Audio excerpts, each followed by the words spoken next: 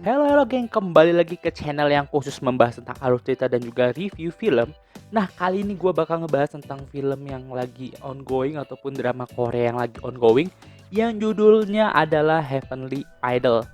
So, langsung aja kita cus. Drama ini berawal dari sekte pemuja dewi yang bernama Red Leaf, di mana terdapat pendeta agung yang membimbing mereka semua, yang biasa dipanggil dengan Pontifex, yang dalam bahasa Latin adalah pendeta. Dirinya merupakan seorang yang sangat baik karena tidak membeda-bedakan suku dan juga ras. Contohnya adalah saat ada anak kecil dari bangsa iblis terluka pada bagian kakinya. Dirinya senantiasa mengobati luka anak kecil tersebut. Di sini Pontifex memiliki sebuah kekuatan ilahi karena ketaatannya kepada Dewi Redlin. Dirinya pun kerap membantu orang-orang yang sedang kesulitan, seperti membantu seorang anak yang dirasuki oleh iblis, hingga membuatnya kembali lagi menjadi normal.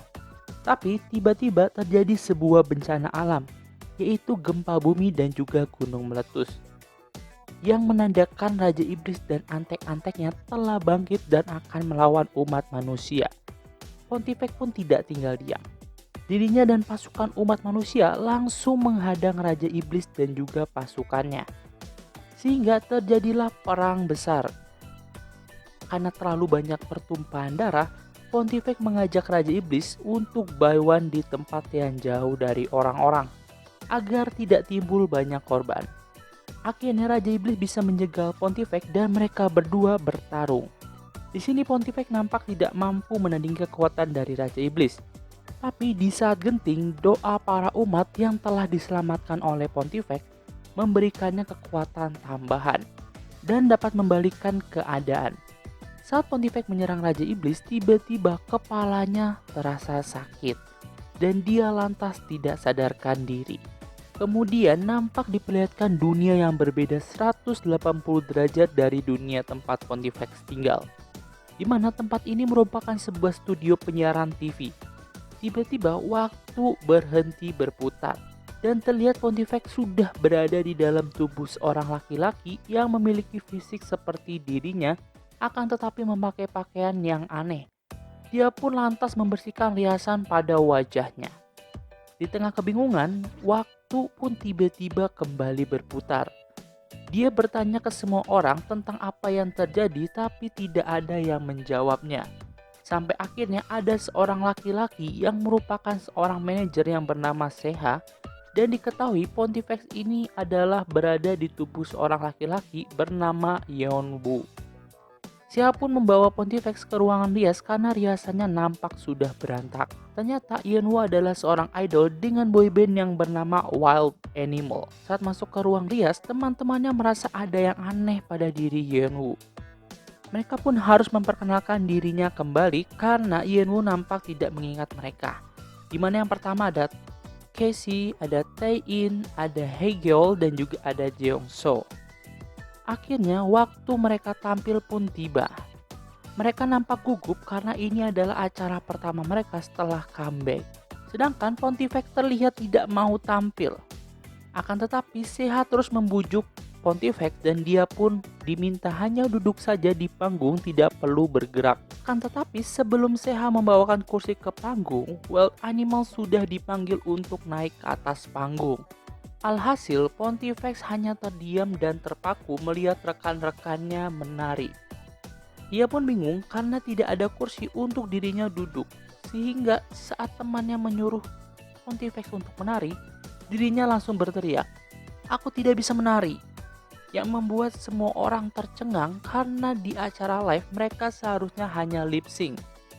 Menjadi ketahuan karena tingkah laku dari Pontifex. Seha pun langsung mengundurkan diri menjadi manajer Wild Animal dan para member pun geram karena tingkah laku dari Pontifex. Sampai-sampai mereka kena marah dari produser TV.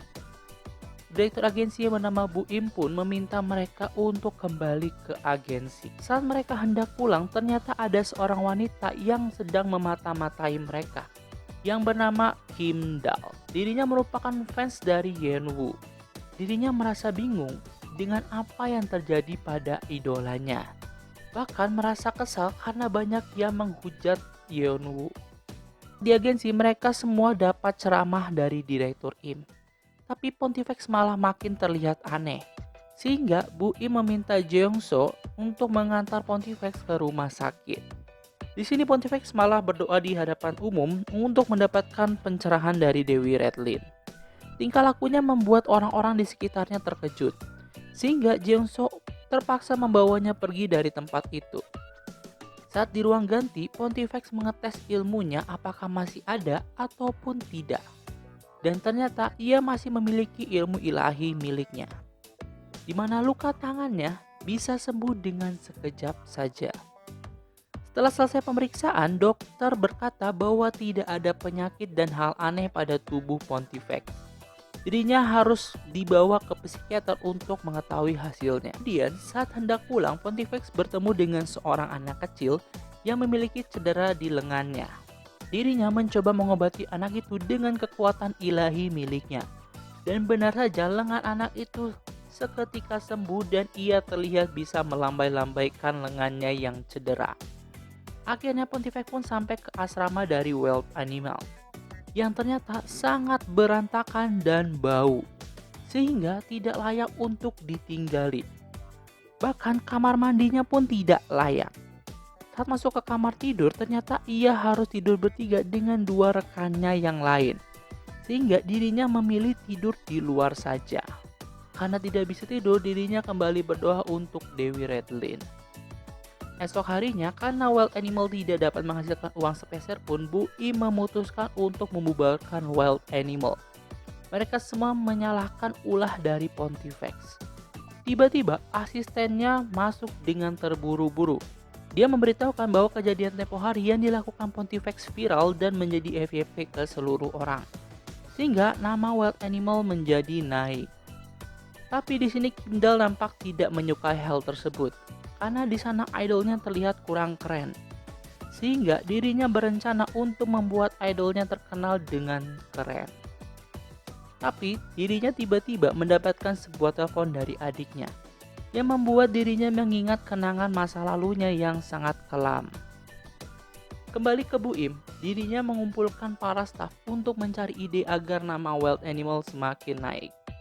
Hingga mereka memutuskan Pontifex akan menjadi bintang tamu pada podcast seorang YouTuber.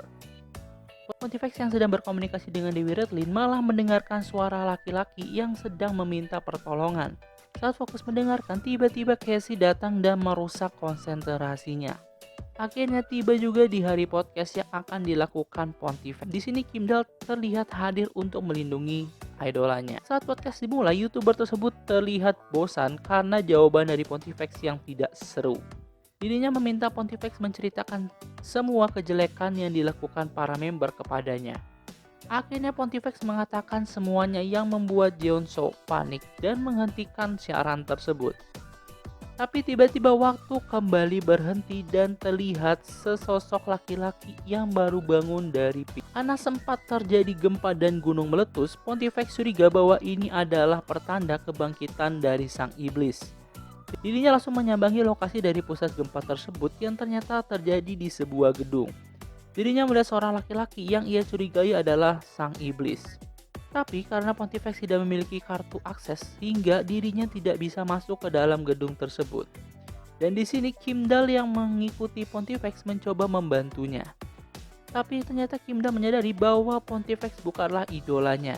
Dan episode ke-1 dari drama Korea Heavenly Idol pun sudah selesai. Dan kalau kalian suka sama video ini, kalian bisa like, comment, dan juga subscribe. Bye-bye!